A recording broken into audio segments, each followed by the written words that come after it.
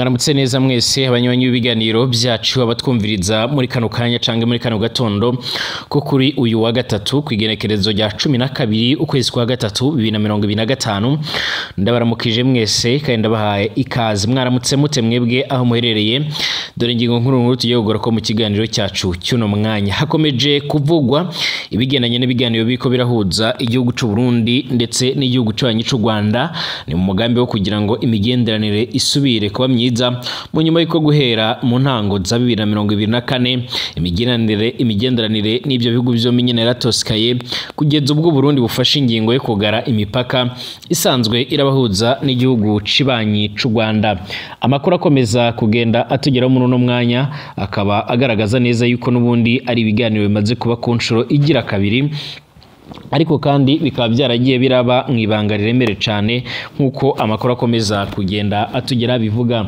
Amakuru yihuta adafise ivumbi akaba akomeza kugenda agaragaza neza yuko abo ku ruhande rw'u Rwanda nabo baherutse gushika nga mu Burundi nyine kugira ngo bace bararabira hamwe rero ingene ibigendanye n'imigenderanire ndetse n'ibyo batari ko barumvikanaho rero byogenda neza kugira ngo basubire kuba bogira imigenderanire myiza nkuko bikomeza kugenda bigaragara. Ibi biriko biraba mu gihe Variso Ndayishimiye amaze imisi yagiriza u Rwanda yuko goba ruriko rurashaka kumutera, ariko u Rwanda ntacyo rwabivuze ko cyakora u Rwanda rwaravuze yuko abasirikare b'abarundi bariko barifatikanya na bamwe namwe mu mihari imwe n'imwe isanzwe irakorera mu buseruko bwa Republika Iharanira ya Kongo, imihari yiganjemo iyakoze genocide yarakora abatutsi mu Rwanda mu mwaka w'1994 kuko bigaragara. Ariko kandi leta ya Kongo yarakomeje kugenda ibyamiriza ndetse ikomeza kugenda ivuga yuko ibyo ngibyo atari byo.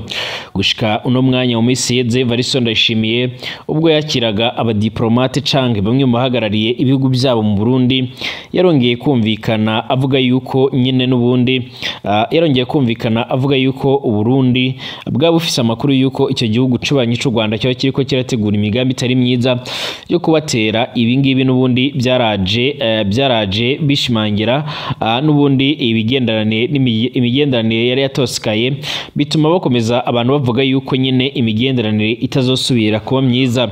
Mu nyuma yarongeye kujya mu Kirundo nabwo arongera aravuga yuko afise umubanyi mubi, ariko kandi mu nyuma yaragarutse avuye Addis Abeba muri Ethiopia asa nuza yarahinduye ingingo ndetse n'imvugo, aho benshi batanguye kugenda batangazwa n'amajambo yavugaga, aho yanavuze yuko imihari muri Kongo nka FDLR ikwiriye kuba yovanwayo ndetse n'abandi basirikare bariyo rero ariko bataratumiwe bakavanwa muri Kongo, ubundi agakogwa ibiganiro hagati y'umuhari wa M23 n'ubutegetsi bwa Perezida Félix Tshisekedi Chilombo.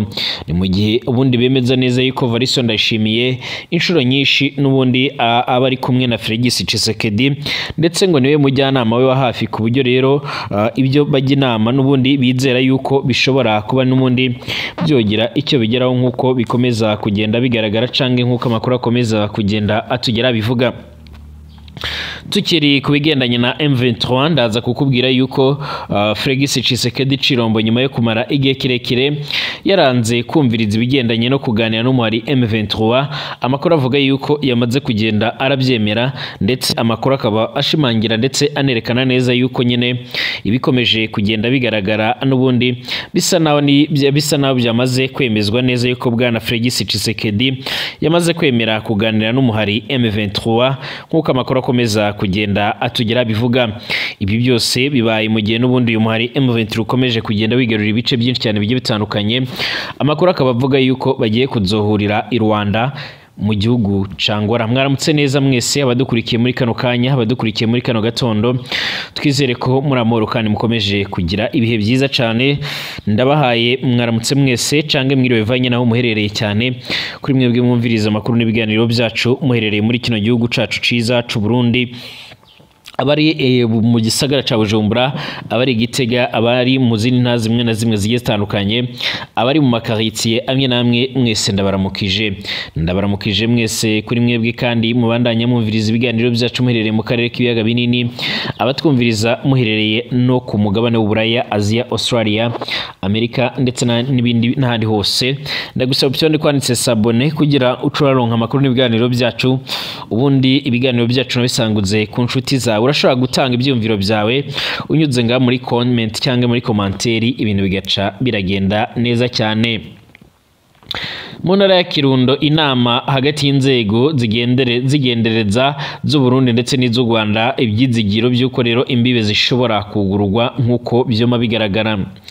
Inzego zigendereza zigizwe rero n'abasivile n'abasirikare b'u Burundi ndetse nabo mu gihugu cy'u Rwanda zarahuye nyine kuri uyu wa mbere uheze nyine ku mugwa mukuru w'intara ya Kirundo, uburaruko bushira uburengero bw'u Burundi, ni hafi y'urubibi rwo mu buseruko bw'u Rwanda. Iyo nama yarabereye n'ubundi mu mwiherero, yaratanguye isaha 4 z'igitondo n'ubundi ihera isaha 10 z'umuhingamo nk'uko bigaragara kubwa makuru ava aho ngaho. Nyine iyo nama ikurikiye nyine iya mbere yabereye mu Rwanda haraheze kandi indwi zibiri, ibonwa nk'ikizere nyine mu gihe nyine amakuru yegereye iyo dosiye avuga yuko mu byari ku rutonde rw'ibyigwa harimo rero ikibazo cyo kugurura imbibe hagati y'ibyo bihugu bivukanye byo mu karere nyine k'ibiyaga binini bya Afurika zugawe kuva muri 2024 ubwo igihugu cy'u Burundi cyaragirizaga igihugu cy'ubanyi cy'u Rwanda yuko nyene hoba hari imigambi itari myiza icyo gihugu gifise yo guhungabanya umutekano w'u Burundi. Icyo gihe ibyo byarabaye mu nyuma y'iko rero umuhariro w'igitabara weherutse kugaba ibitero biremere cyane mu Burundi, ndetse by'umwariko biza no guhitana bamwe. Iki gihe Lady Tabara yarasohoye itangazo ivuga yuko ariyo yogabye ibyo bitero, ndetse ku rundi ruhande igihugu cy'ubanyi cy'u Rwanda nacyo cyakiyamiriza ibyo ngibyo cyari kiriko kiragirizwa, ndetse gushika uno mwanya abandi batari bake bakomeza kugenda barashimangira yuko ataho u Rwanda guhurira n'ibyo bitero. Amakuru akomeza kugenda atugeraho nyine avuga yuko leta y'u Burundi yaraje guhindura imvugo maze ifata ingingo ivuga yuko nyine u Rwanda rwo barubitse bamwe rero mu bagize uruhara mu kugerageza gutembagaza ubutegetsi bw'umumisipiteri Nkurunziza nk'uko byoma bigaragara. Icyo gihe kandi nabwo rero u Rwanda rwaravuze yuko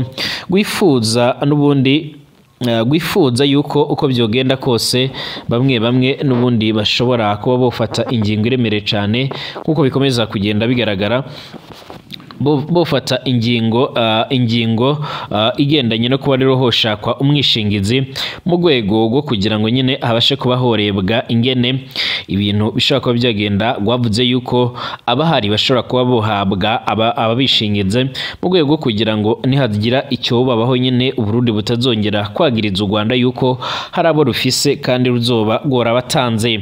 Harabaye ibintu byinshi ndetse n'imyidogo ndetse no kwagirizanya kuremere cyane. Iyo nama yarabereye muri hoteli Royal Nelfu hotel iri muri quartier ya Rupfunda, ni ku mugwa mukuru w'intara iruhande y'ibarabara rija mu gihugu cy'ubanyi cy'u Rwanda. Abanyakirundo batashoboye rero kwegera kugira ngo nyine babone amakuru y'iperereza y'u Burundi n'u Rwanda bari muri iyo nama kuko byoma bigaragara. Barabwiye umenyesha makuru wacu bati mwibarabara ryose rija rero ahabereye iyo nama hari hazibiye abasirikare n'abapolisi bo muri ibyo bihugu bibiri bari bacungereye yose ija aho rero nyune iyo nama yabera hari hazibiye, mu gihe kandi abasirikare n'abapolisi bo mu bihugu byombi bariko baracungera umutekano w'icyo gikorwa nk'uko bigaragara. Ikibazo gikomeye cyane gusubira kugurura imbibi birashoboka canke ntibyashoboka.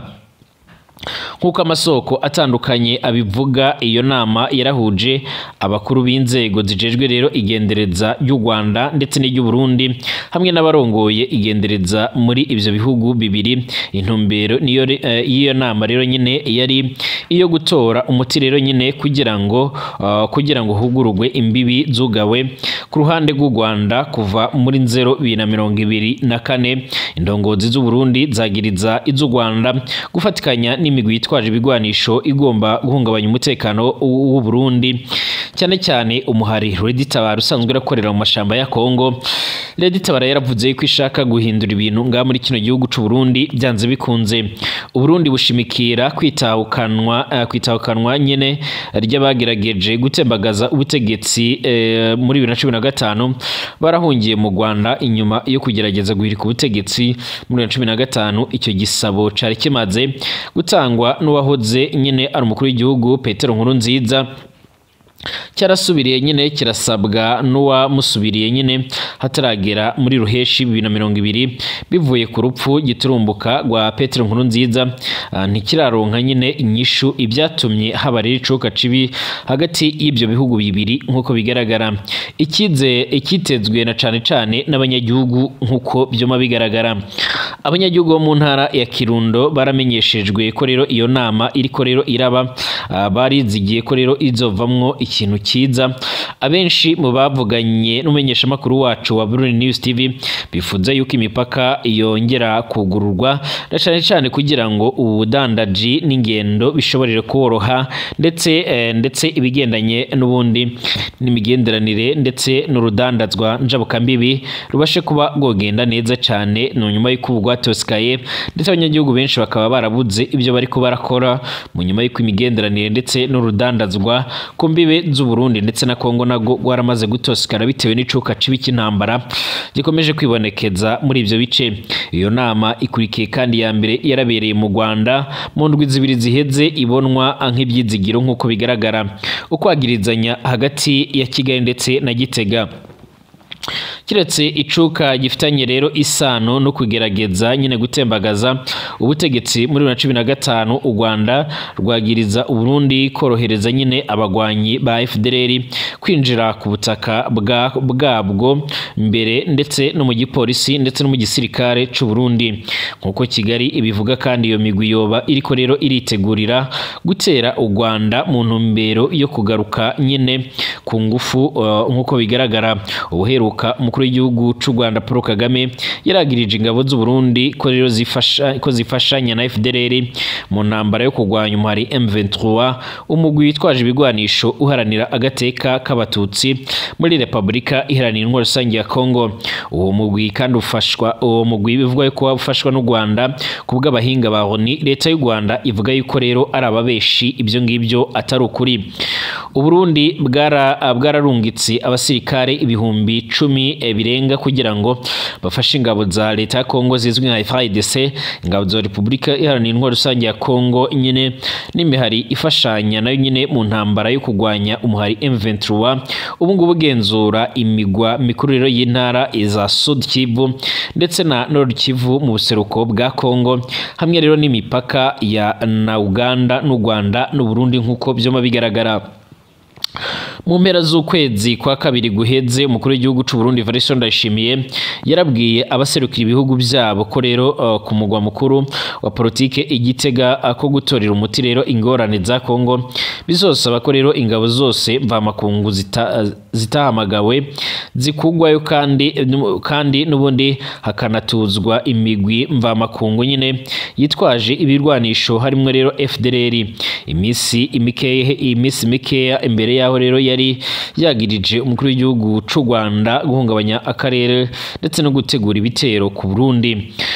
Mu wundi mubonano kandi n'abaserukira ibihugu byabo mu gisagara c'ubutunzi ca Bujumbura hari ibyicaro by'amashami ya ONU n'intwaro, imigenderanire n'ubundi yoba igiye gusubira kuba myiza cyane. Na imishamirano ikiriho rero iyi nama irashobora gutuma habaho rero n'ubundi ihinduka rikomeye cyane mu bigendanye n'imigenderanire hagati y'ibyo bihugu bibiri bivukanye byo mu karere k'ibiyaga binini muri Afurika nkuko birimo bigaragara.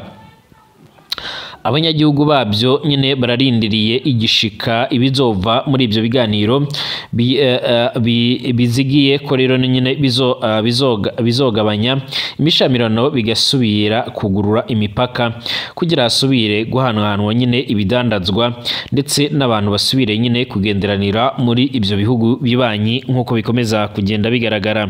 Icyakora gushika ubu ngubu ibikomeje kugenda bigaragara biraboneka yuko nyine ibiriko biravugwa canga se ibiriko biragaragara nyine byose ari ibintu byiza cyane nkuko bikomeza kugenda bigaragara cange nkuko amakuru akomeza kugenda atugeraho abivuga. Ibi biriko biraba rero nyine mu gihe bimwe mu bibazo bikomeye cyane nabyo byari bimaze igihe muri Repubulika Iharanira Intwaro Rusange ya Kongo nabyo bishobora kuba bigiye gutorerwa inyishu nyuma y'igihe kirekire umwari M23 ukomeza kugenda urasaba yuko hobaho ibiganiro na leta ya Kongo. Biravugwa yuko nyine Tshisekedi yagondojwe agiye rero kuganira n'umwari M23 inyuma yo kurahira kenshi ko atazopfa yicaranye n'umwari M23.